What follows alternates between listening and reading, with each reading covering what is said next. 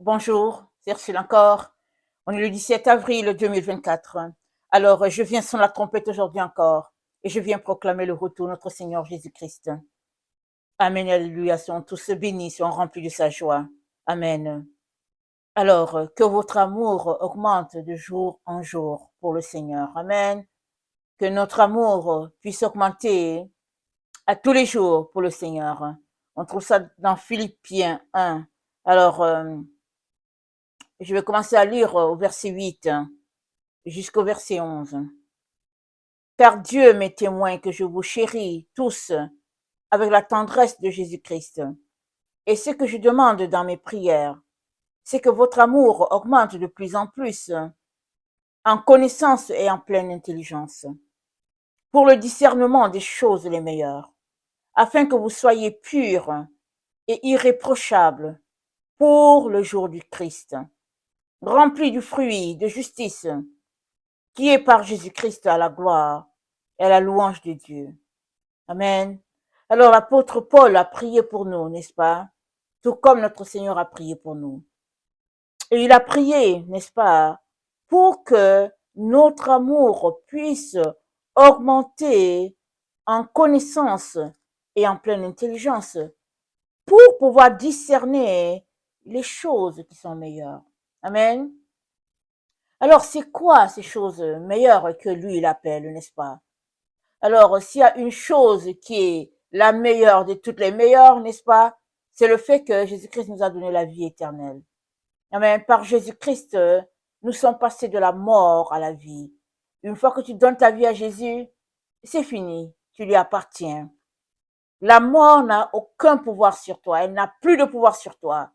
Ça, c'est la chose extraordinaire qui a été acquise, n'est-ce pas, à la croix. Et maintenant, dans cette position, on est appelé à marcher dans la pureté. Et c'est là où souvent ça grinche, n'est-ce pas? Jésus-Christ a dit quoi? Il a dit, soyez parfaits comme votre Père est parfait. Qu'est-ce qu'il est en train de dire? Il est en train de dire que chaque enfant de Dieu devrait tendre à la perfection, peu importe la situation dans laquelle elle se trouve.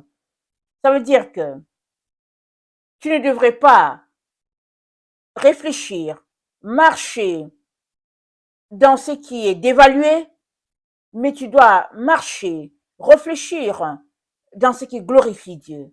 Parce que les choses de Dieu sont toujours en hauteur et les choses de ce monde sont toujours au niveau des plus bas.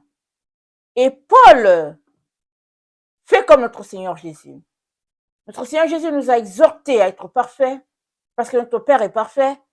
Et l'apôtre Paul nous encourage, n'est-ce pas, à nous concentrer sur l'amour de Christ, que cela puisse augmenter et que notre discernement puisse aussi augmenter. Alors, vous savez, il n'y a pas une position comme une position stable, dans le sens que on est là et puis ça reste là toujours. J'espère que vous me comprenez. Soit tu vas en augmentant, soit tu vas en diminuant. Il n'y a pas une position où tu restes dessus et c'est fini, tu as gagné la position et voilà, tu es arrivé et puis tu fais plus rien. Non. Dans toute chose, si tu as marché et que tu es arrivé à une position X donnée, alors continue de marcher pour arriver à la position Y. Parce que sinon, en demeurant à X, tu peux dégrader jusqu'à te retrouver à P, puis à J, on ne sait jamais. Il est donc important que tu puisses veiller, amen, sur ton amour vis-à-vis du Seigneur. Alléluia. L'amour du Seigneur pour toi ne change pas. Ça ne change pas d'intensité ou bien de longueur. Parce que une fois que Jésus-Christ t'a aimé, il t'aime avec la même intensité, avec la même profondeur, avec la même pesanteur. Parce que son amour a été acquis une fois pour toutes à la croix. C'est pas parce qu'aujourd'hui tu auras péché qu'il va t'aimer moins. ou bien que tu auras posé une action de prouesse qu'il va t'aimer plus, il t'aime, et voilà, c'est tout. Et chaque jour, il t'aime davantage, il t'aime, peu importe la circonstance, peu importe, il t'aime, voilà. La Bible dit, car Dieu a tant aimé le monde qu'il a donné. Il a donné ce qu'il avait de meilleur. Donc Dieu aime, et puis il a donné, et une fois qu'il a donné, c'est donné. Amen et alléluia.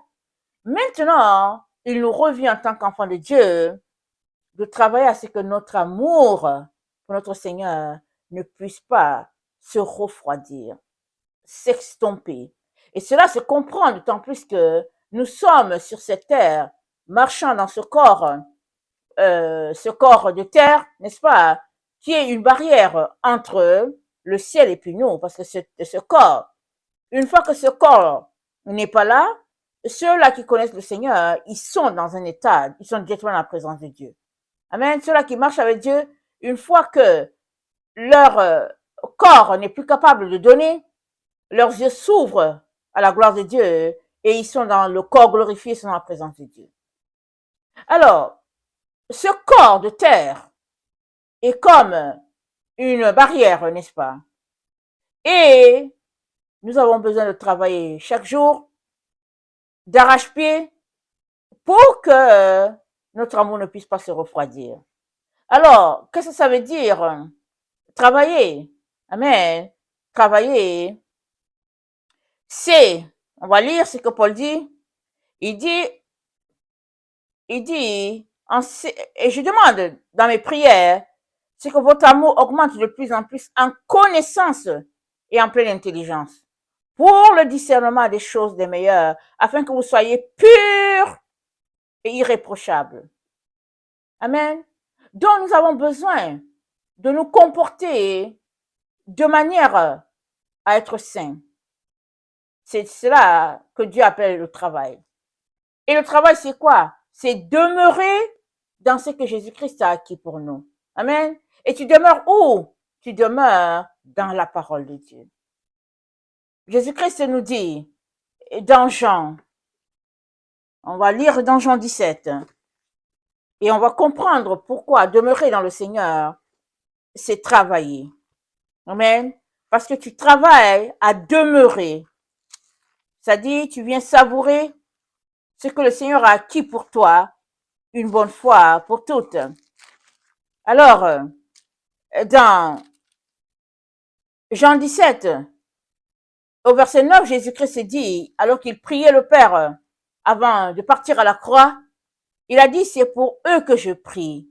Je ne prie pas pour le monde, mais pour ceux que tu m'as donnés, parce qu'ils sont à toi.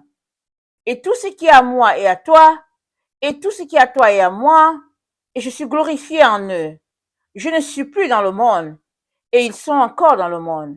Je vais à toi, Père Saint, garde en ton nom ceux que tu m'as donnés afin qu'ils soient un comme nous. Amen.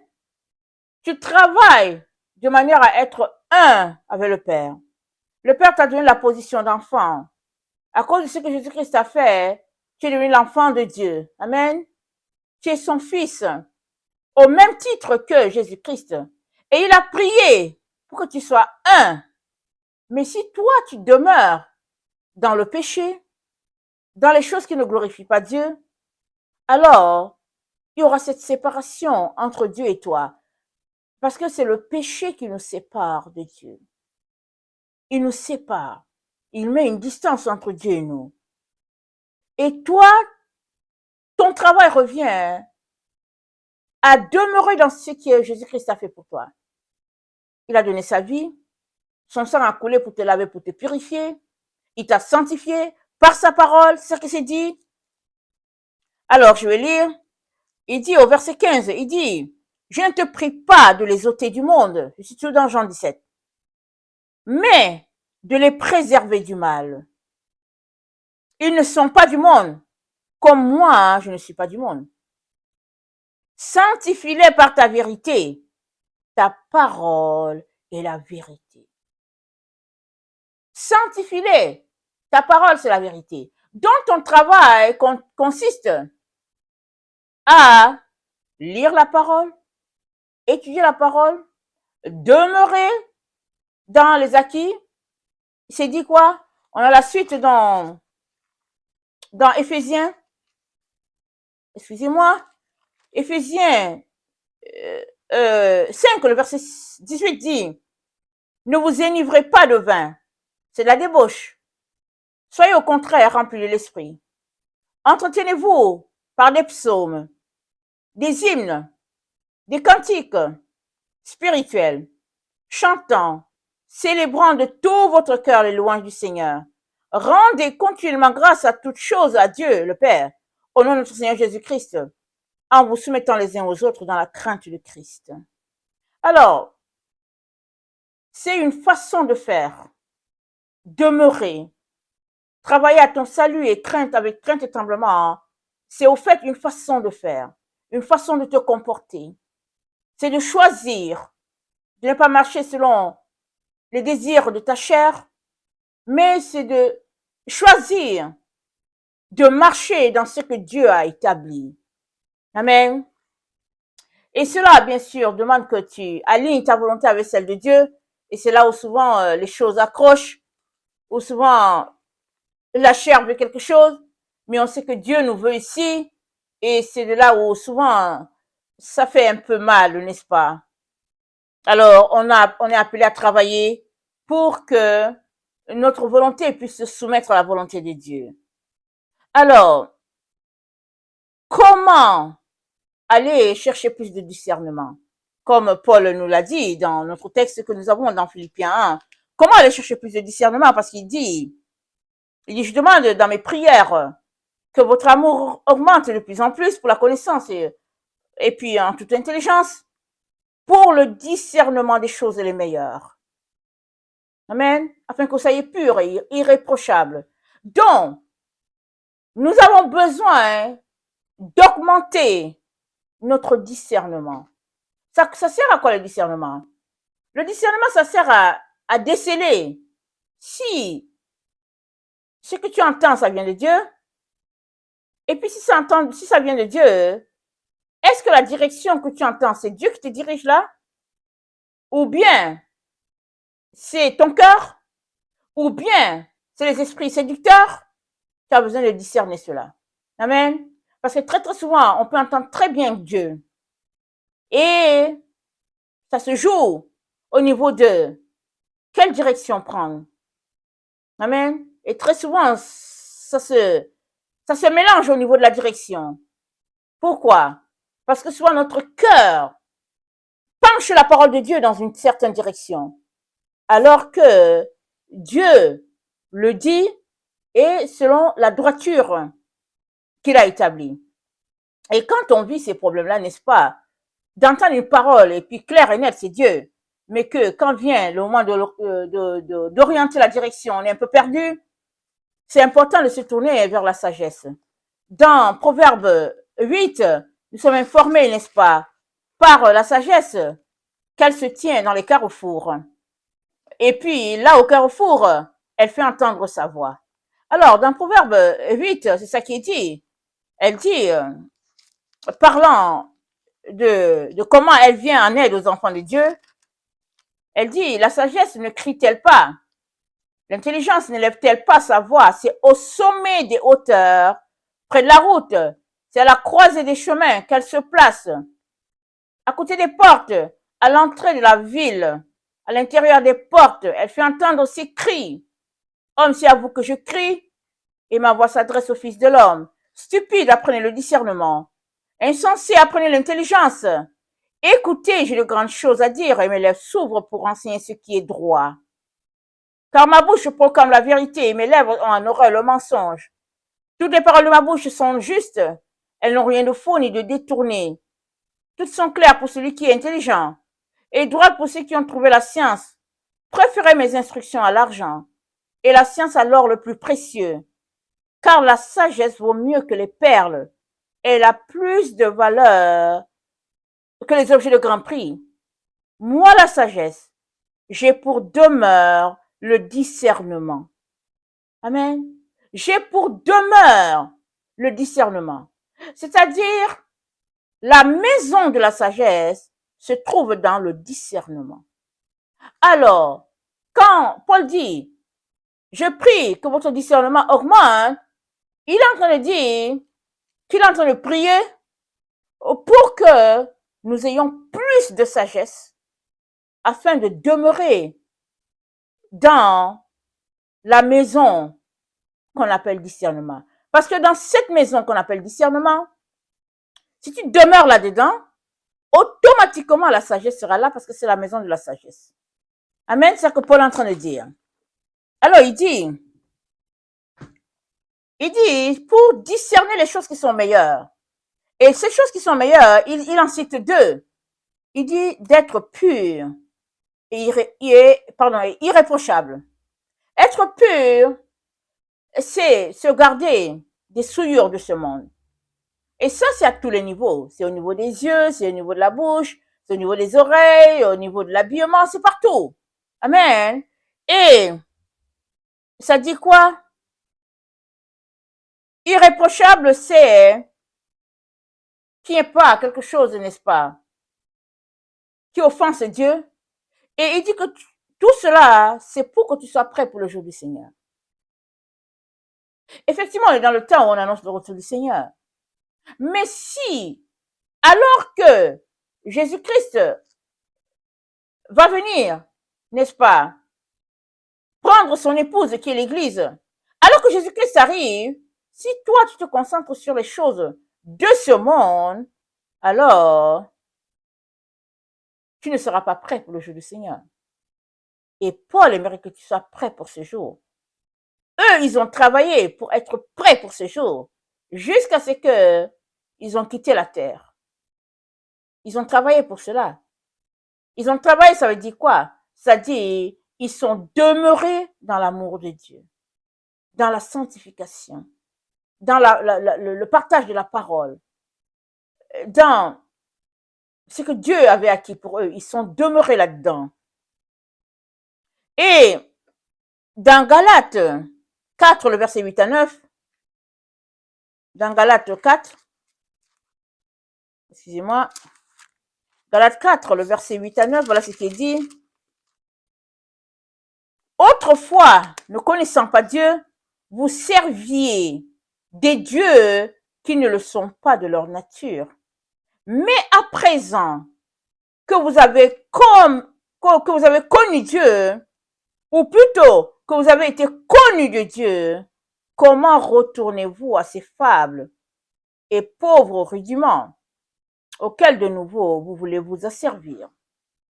Il dit, bon, par le passé, la connaissance de Dieu n'existait peut-être pas, ou bien était piètre, ou bien était limitée. Il dit, maintenant que vous connaissez Dieu, comment retournez-vous à ces faibles et pauvres rudiments auxquels de nouveau vous voulez vous asservir? Amen, il est en train de dire, on n'a pas besoin de retourner à l'idolâtrie, mais plutôt, maintenant qu'on connaît Dieu, c'est de demeurer dans les acquis de Dieu. Et dans Colossiens 3, le verset 1 à 4, pardon, excusez-moi,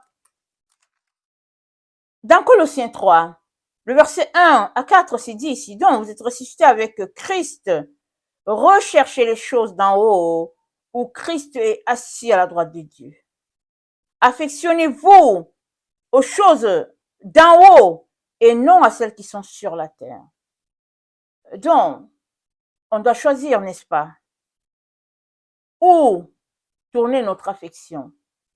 Si tu dis que tu es pour Dieu et que c'est lui que tu suis, il est donc important que tu tournes tes regards vers les choses d'en haut et que tu laisses celles qui sont d'en bas. Et pourquoi? Parce que c'est dit, vous êtes morts et votre vie est cachée en Jésus. Donc voilà, quand tu es mort, tu n'as plus de sensation, tu appartiens à Christ. Alors tout ce que tu fais, c'est ce que Christ te dit de faire. Dans Philippiens 3, le verset 1, dans Philippiens 3, le verset 1, ça dit que je suis en train d'énumérer les choses qu'on est appelé à faire maintenant qu'on dit qu'on marche avec Christ, qu'on marche selon Christ, qu'on marche dans les acquis. n'est-ce pas? Excusez-moi, avec mes différentes Bibles et puis les feuilles qui tardent à se décoller. Donc voilà, dans Philippiens 3, le verset 1, c'est dit, au reste, mes frères, réjouissez-vous dans le Seigneur. Je ne me laisse point de vous écrire les mêmes choses. Et pour vous, cela est salutaire. Prenez garde aux chiens, prenez garde aux mauvais ouvriers, prenez garde aux faux circoncis.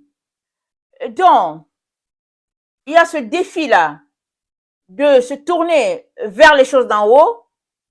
Il y a cet autre défi de faire attention à qui est dans notre entourage. Est-elle un enfant de Dieu? Ou bien est-elle juste un qui fait semblant, qui marche dans l'hypocrisie, qui est dans la plaisanterie d'être enfant de Dieu, juste pour brouiller les cartes? Il est important que tu saches avec qui tu communies. Amen.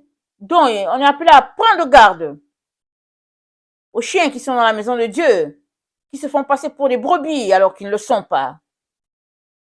Alors, l'autre élément qui est important, c'est de regarder tout comme une perte à cause de Christ. Donc, Philippiens 3, le verset 7, ça nous dit, mais ces choses qui étaient pour moi des gains, je les ai regardées comme une perte à cause de Christ. Et je regarde même toutes choses comme une perte à cause de l'excellence de la connaissance de Jésus-Christ, mon Seigneur. Ça veut dire, plus tu vas connaître le Seigneur, plus toutes ces choses qui t'entourent seront juste des pertes comparées à Jésus. Ça veut dire, plus tu vas connaître Jésus, moins tu vas accorder de l'importance à toutes ces choses qui sont autour de toi. Parce que Jésus sera ton tout, il sera ton centre, il sera tout pour toi. Et puis, l'autre élément qui est important, c'est-à-dire qui va t'aider à augmenter ton amour pour Dieu, c'est de travailler à connaître Christ. Et nous sommes tous dans Philippiens 3, le verset 8, c'est dit, et même je regarde toutes ces choses à cause d'une perte à cause de l'excellence de la connaissance de Jésus-Christ, mon Seigneur, pour lequel j'ai renoncé à tout.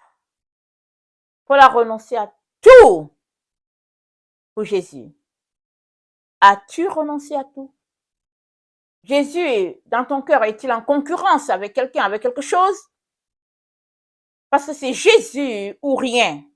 Amen. Paul dit, moi je connais Christ, tout le reste, j'ai laissé ça aller.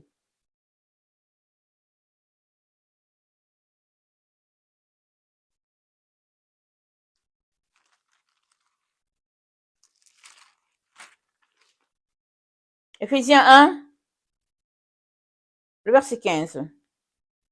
C'est pourquoi moi aussi, ayant entendu parler de votre foi au Seigneur Jésus et de votre charité pour tous les saints, je ne cesse de rendre grâce à Dieu en faisant mention de vous dans mes prières, afin que le Dieu, notre Seigneur Jésus-Christ, le Père de gloire, vous donne un esprit de sagesse et de révélation dans sa connaissance, qu'il illumine les yeux de votre cœur pour que vous sachiez quelle est l'espérance qui s'attache à son appel, quelle est la richesse de la gloire de son héritage qu'il réserve aux saints.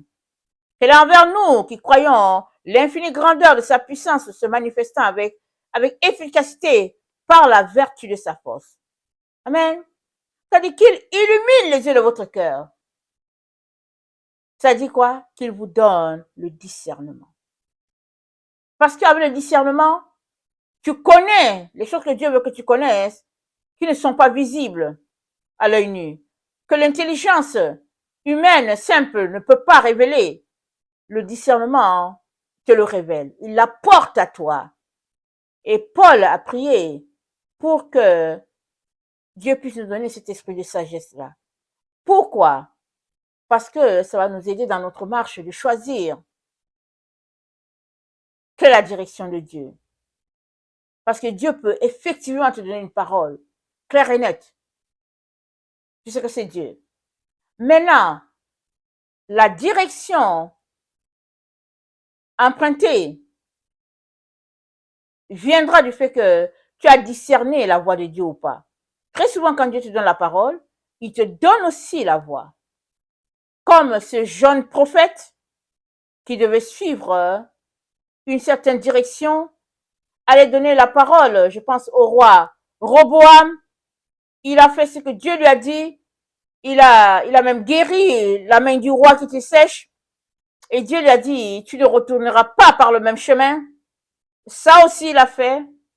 Il a manqué, par contre, le discernement dans les paroles qui sont sorties de sa bouche. Tout le monde n'avait pas besoin de savoir ce que Dieu lui a dit. Mais il a dit ouvertement, Dieu m'a dit, tu ne vas pas partir par ce chemin. Tout le monde a entendu. Le faux prophète est venu le tromper et il n'a pas su. Dieu lui a-t-il parlé? Oui, clair et net. Et tu allais faire la commission? Oui. Mais une autre partie de la commission n'a pas été faite parce qu'il a manqué de discernement. Et le discernement est en concurrence, n'est-ce pas, avec l'esprit de l'erreur, avec l'esprit de la séduction. Si tu n'as pas le discernement, alors la séduction est là pour te faire tomber.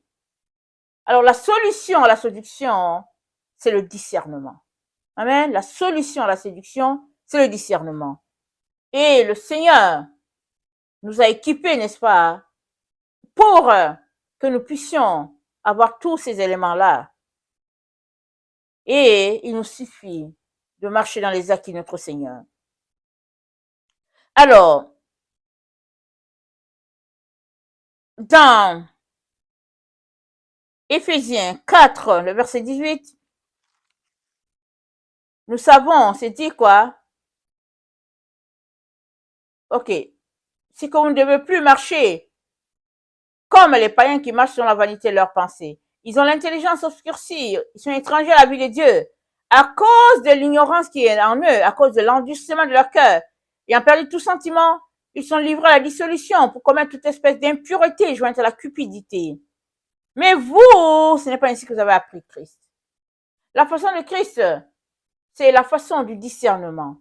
Loin de la cupidité, loin de l'impureté, loin de la dissolution, loin de l'ignorance. Et ça requiert que le discernement qui est en toi soit tel que tu ne puisses pas te laisser prendre dans des filets. Amen. Et voilà pourquoi il est important d'accepter les conditions que Dieu nous a données. Parce que nous ayant donné ces conditions, c'est à cause de son amour. C'est pas pour nous perdre ou bien pour être dur ou sévère envers nous, mais c'est parce qu'il nous aime et il nous donne les directives, la manière de nous comporter pour ne pas nous laisser emporter par les flots. Alors, dans Philippiens 4, n'est-ce pas? Le verset 11 se dit, ce n'est pas en vue de mes besoins que je dis cela, car j'ai appris à être content de l'état où je me trouve. Je sais vivre dans l'humiliation et je sais vivre dans l'abondance. Et partout, j'ai appris à être rassasié, à avoir faim, à être dans l'abondance et à être dans la disette. Donc voilà. C'est-à-dire le secret, c'est de dire merci à Dieu en toutes choses. C'est de lui rendre grâce en toutes choses. Peu importe tes besoins, peu importe la situation que tu vis, rends grâce à Dieu. Sois content. Si aujourd'hui, tu as moins de grains de riz qu'hier, sois content. Et le Seigneur sait comment il va te combler. Sois toujours reconnaissant. Ne murmure pas, ne boude pas, ne sois pas mécontent. Ce sont des portes ouvertes. Sois content en toutes choses. Amen. Philippiens 3, le verset 17. Soyez donc tous mes imitateurs, frères, et portez les regards sur ceux qui marchent selon le modèle que vous avez en nous.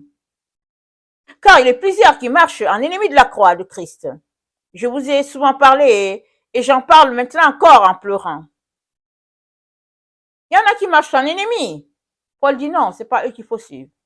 Suivez le modèle de ceux-là qui se comportent comme eux, les apôtres. Alors, il dit, Philippiens 2, verset 14, faites toutes choses sans murmurer ni hésitation, afin que vous soyez irréprochables et purs, les enfants de Dieu, irrépréhensibles au milieu d'une génération perverse et corrompue, parmi laquelle vous brillez comme des flambeaux dans le monde. Donc, le même message, être reconnaissant, ne pas murmurer, être content de ce que tu vis, de ce que tu traverses, être content dans ça. Et puis, être dans une attitude de prière jusqu'à ce que Dieu débloque ce qui doit être débloqué. Et pendant que tu es dans cette attitude de prière, mettant Christ au bon endroit, ça dit que au centre de ta vie, pendant que tu es là-dedans, le Seigneur te dit, acquiert du discernement. Acquiert le discernement. C'est quelque chose de prisé dans le temps dans lequel nous sommes. C'est important, c'est essentiel. Et tu ne peux pas avoir du discernement ou bien travailler à avoir du discernement et en même temps rester rivé devant la télévision, rester rivé devant les émissions de ce monde. Parce que eux, ils sont là pour souiller ton âme, ton esprit. Et la seule manière pour toi de développer ce discernement et de l'avoir en quantité, c'est de tourner le dos à toutes ces choses-là qui te distraient. Amen. Alors, je relis le texte que nous avons eu, que nous venons d'analyser. Philippiens 1, le verset 9. Excusez-moi. C'est dit, pardon, pas le verset 9. Et ce que je demande dans mes prières, oui, c'est le verset 9, c'est que votre amour augmente de plus en plus en connaissance et en pleine intelligence pour le discernement des choses les meilleures, afin que vous soyez purs et irréprochables pour le jour du Seigneur. Souvent, on peut lire ça, on peut se dire non, mais c'est pas possible. C'est pas possible. Mais je vous dis, c'est possible parce que d'abord, Jésus-Christ nous a rendus saints. Amen. Tu es déclaré saint à cause de Christ. Il a sanctifié ta vie par sa vie à lui, par sa mort à lui. Maintenant qu'il est ressuscité, toi aussi tu dois marcher en nouveauté de vie. Alors que tu marches en nouveauté de vie, loin de cette vie du passé que tu avais, alors le caractère de Christ va s'imprégner en toi. Sa pureté va se refléter en toi. Et la gloire de Dieu va se manifester en toi. Amen. Le Seigneur bénisse sa parole. Maranatha, Jésus revient. Amen. Et alléluia. Sont tous bénis. Amen.